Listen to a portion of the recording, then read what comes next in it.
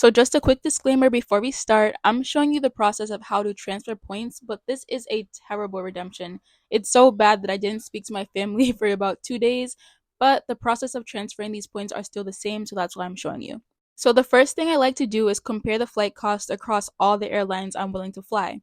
If you don't like Southwest, there's no need for you to check the Southwest cost unless you are willing to fly Southwest if the price is right. The two airlines I check are JetBlue and Delta, and in this example, I'm also going to show you the Amex travel price. So as you can see, the first one-way flight was 38,000 points on JetBlue.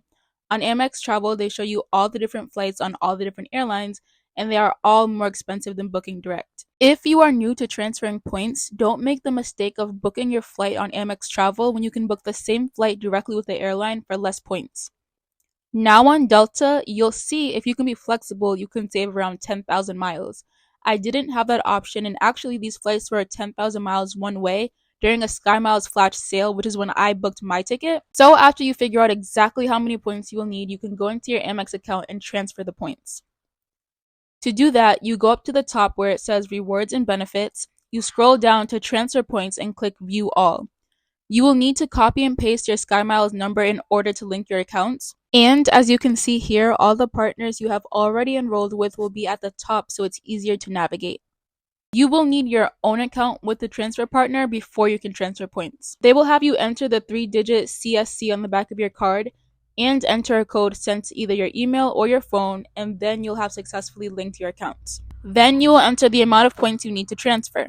For domestic point transfers, you will pay taxes. The more points you transfer, the more taxes you pay.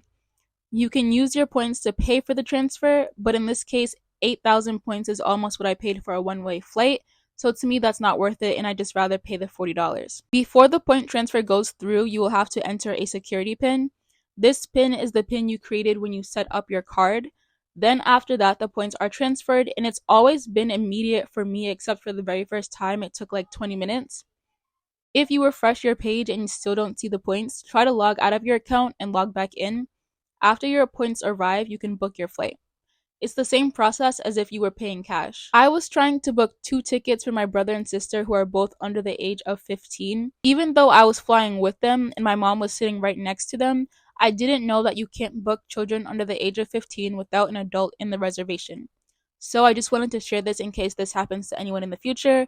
I had to text a representative, and you can do that or you can just give them a call, and they added my siblings to my flight. However, you also have to check them in at the airport with a representative.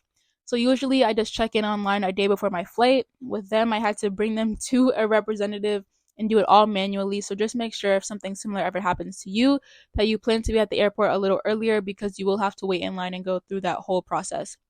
But that is the end of this video. Thank you guys so much for watching, and I'll see you in the next one.